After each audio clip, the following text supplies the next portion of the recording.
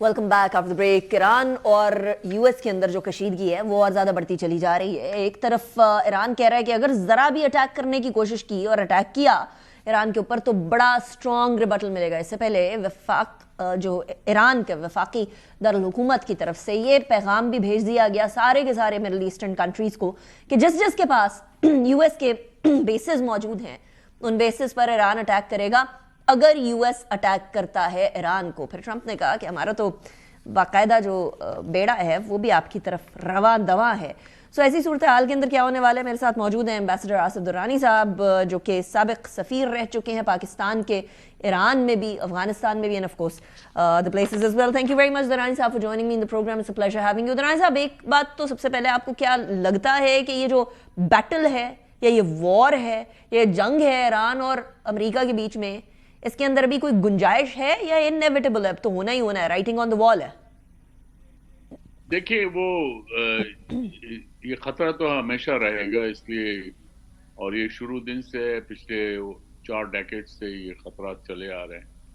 कभी बढ़ जाते हैं, कभी कम हो जाते हैं, इशू बेस्ड हैं। जब ईरान का न्यूक्लियर प्रोग्राम जब 2003 में डिस्क्लोज हुआ तो उसके बाद से प्रेशर बहुत ज़्यादा बढ़ गए, और अब आपने देखा कि लास्ट जून में जो है वो बाकायदा इजराइल ने हमला किया। इजराइल तो बहुत पहले से हमला करना चाहता था, लेकिन वो जून में कर पाया। फिर आखिर में जो लास्ट जो था वो हमला वो अमेरिका की तरफ से हुआ, उन्होंने उनकी न्यूक्लियर फैसिलिटीज को नुकसान पहुंचाया, तबाह किया। तो ये है। तो अब ये जो आर्मेडा की बात हो रही है वो भी जाहिर है उस प्रेशर का हिस्सा है। लेकिन Iran over the years, over the decades, Iran ने भी अपनी जो मिलिट्री पावर है उसको बिल्ड किया है, और उसका सपोर्ट तो आपने देखा होगा इजराइल के खिलाफ जो उसका आयरन डोम है उसमें पेनिट्रेट किया, और उससे इजराइल के अंदर भी जो है वो खासा वो ऑफ हो गया, हजारों लोग मुल्क छोड़ के जाने लगे।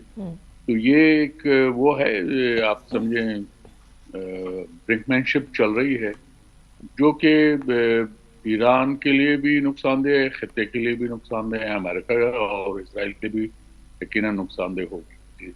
राइट लेकिन दुर्रानी साहब का तो इस टाइम पर काइंड ऑफ हेजेमोनिक उनकी डिजायर बड़ी क्लियरली नजर आ रही है ना। वेनेजुएला है, ग्रीनलैंड है, ईरान है। तो क्या ईरान इस सारी सिचुएशन को भांपते हुए इंतजार करेगा कि अटैक हो, या कहीं प्रीएम्प्टिव स्ट्राइक्स के कोई इम्कानात मौजूद हैं, उनकी एक्सपेक्टेशन मौजूद है? नहीं, मेरे ख्याल में ईरान प्रीएम्प्टिव स्ट्राइक तो नहीं करेगा, लेकिन उसने वाज़ेह जरूर कर दिया है अमेरिका को कि अगर अमेरिका ने उस पर हमला किया तो उसके जवाब जो अमेरिकन इंटरेस्ट हैं रीजन के अंदर, और इसके अलावा उसकी इन्वेस्टमेंट्स जहाँ जहाँ हैं, जो प्रोजेक्ट्स हैं, उन पे भी वो हमला करेंगे। न सिर्फ ये कि अमेरिकन बेसिस पे हमला होगा, जो कि आप देख सकते हैं तमाम गल्फ स्टेट्स के अंदर मौजूद हैं। और आपने ये भी देखा होगा कि सऊदीया की तरफ से क्लियरली ये कहा गया कि they will not allow their territory to be used against Iran।